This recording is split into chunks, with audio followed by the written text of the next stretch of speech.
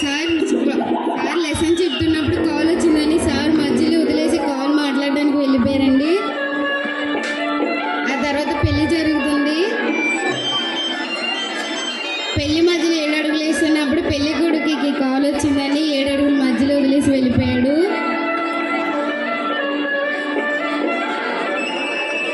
ఆ తర్వాత పెళ్లి కూతురికి కాల్ వచ్చిందండి. తను కూడా సేమ్ పెళ్లిని మధ్యలో వదిలేసి వెళ్ళిపోయింది. తర్వాత పంతులు గారు అలానే చేశారు.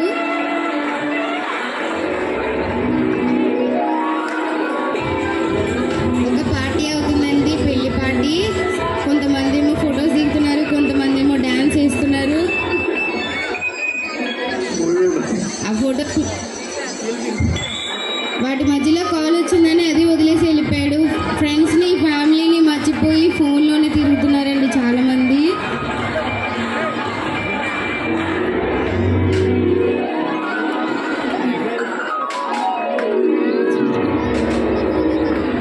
అలాగే బైక్ మీద 2 ఫ్రెండ్స్ 4 ఫ్రెండ్స్ వెళ్తున్నారండి. బైక్ యాక్సిడెంట్ అయింది, 2 ఢీ కొట్టుకోవడం వల్ల. దాని రిజల్ట్ ఏంటంటే ఒక అబ్బాయికి దెబ్బలు తగిలాయండి. అంబులెన్స్లో తీసుకెళ్తున్నారు.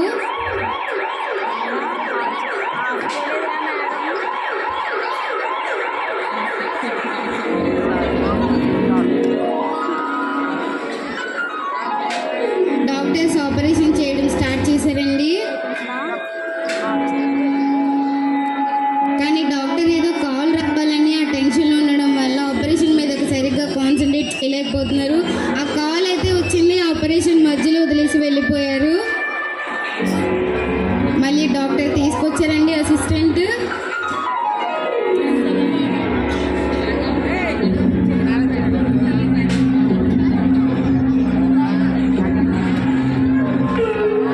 ఆపరేషన్ చేస్తున్నారు కానీ కాన్సన్ట్రేషన్ అక్కడ లేదండి. ఏం చేయాలో వారికి అర్థం కావట్లేదు. వాళ్ళు ఏదో ఫోన్ మాట్లాడాలి, కాల్ మాట్లాడాలి అన్న టెన్షన్లోనే ఉన్నారు. కానీ పేషెంట్ అంటే అసలు జాగ్రత్త లేదండి డాక్టర్స్కి.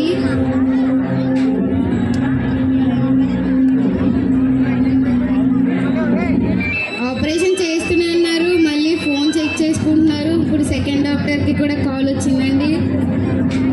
దెన్ మళ్ళీ అది కాల్ కట్ చేసి వెళ్ళిపోయారు. ఈ లోపు పేషెంట్కి సీరియస్ అయిందండి. ఆపరేషన్ చేస్తున్నారు కానీ అది సక్సెస్ అవుతుందో లేదో 100% షూర్గా చెప్పలేము. ఆపరేషన్ అయితే చేసేసారు కానీ అది సక్సెస్ అయిందా లేదా తెలీదు. పేషెంట్ పల్స్ అయితే ఆగిపోయిందండి. స్టిల్ డాక్టర్ ఇంకా కాల్లోనే ఉన్నారు, ఫోన్ చెక్ చేసుకుంటూనే ఉన్నారు నోటిఫికేషన్స్ ఏమొచ్చాయా అని.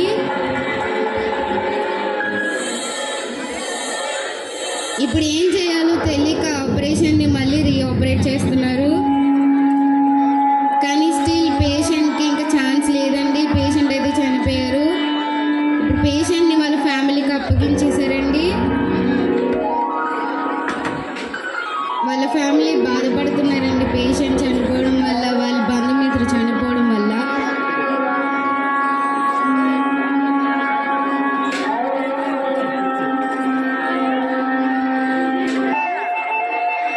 ఇప్పుడు కూడా కాల్ వచ్చింది. ఇంకా 7 మధ్యలో కూడా ఫోన్ ఏం పడండి వాళ్ళకి. అప్పుడు కూడా తీసుకుని వెళ్ళిపోయాడు కాల్ మాట్లాడడం.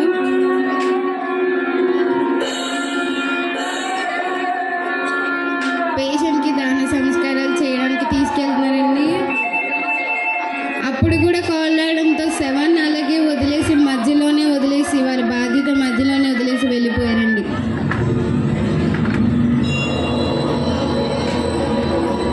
And this mime is about Indian freedom fighters. మన దేశం కోసం పోరాడిన స్వతంత్ర వీరులండి.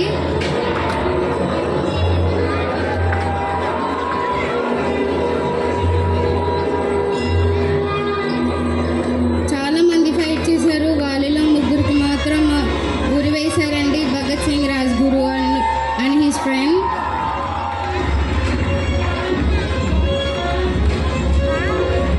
భగత్ సింగ్ వేశారు, రాజ్గురు వేశారు, అండ్ సుఖ్దేవ్ కూడా వేసేసారండి ఉరి.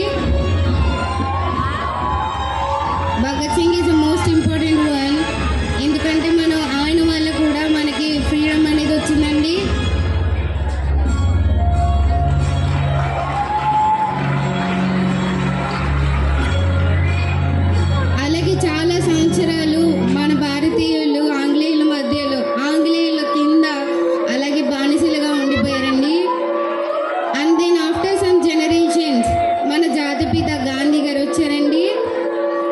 ఆయన మన దేశం ఎలా ఉందో చూడడం స్టార్ట్ చేశారు. దేశం కోసం ఏదైనా చేయాలి, అహింసతో పోరాడదాం, హింసతోనే కాదు అని ట్రై చేశారు. And then he succeed. ముసలివారు ఏంటి, యూత్ ఏంటి, ప్రతి ఒక్కరు దేశం కోసం పోరాడడం స్టార్ట్ చేశారండి.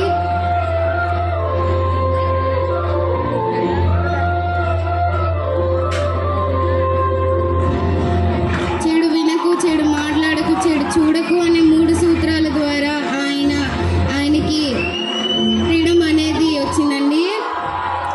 అలాగే మన దేశాన్ని ఎప్పుడు ప్రేమించాలి, ప్రేమిస్తూనే ఉండాలి.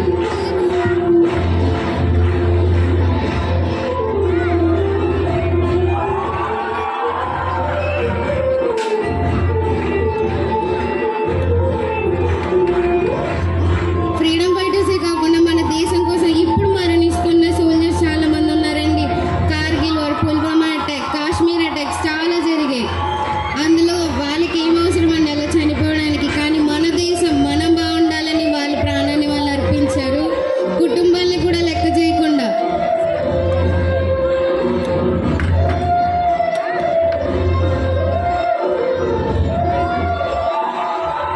అలాగే మనిషి ఎలా ఉద్భవించాడు అనే సైకిల్ అండి ఇది. కోతి నుండి మనిషి వచ్చాడు. సో మనం మనుషుల్లాని బిహేవ్ చేయాలండి, జంతువుల్లా కాకుండా.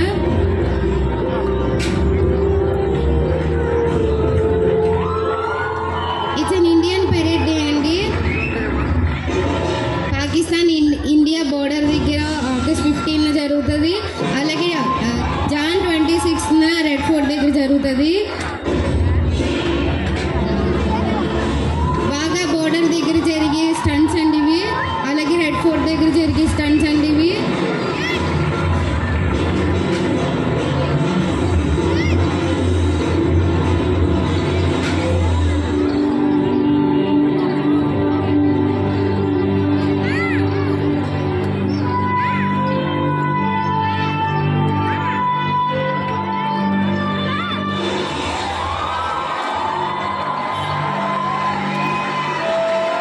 చదువు చెప్పేవారు మన అబ్దుల్ కలాం సార్ అండి, 11th president of India. He is the most educationist politician ever.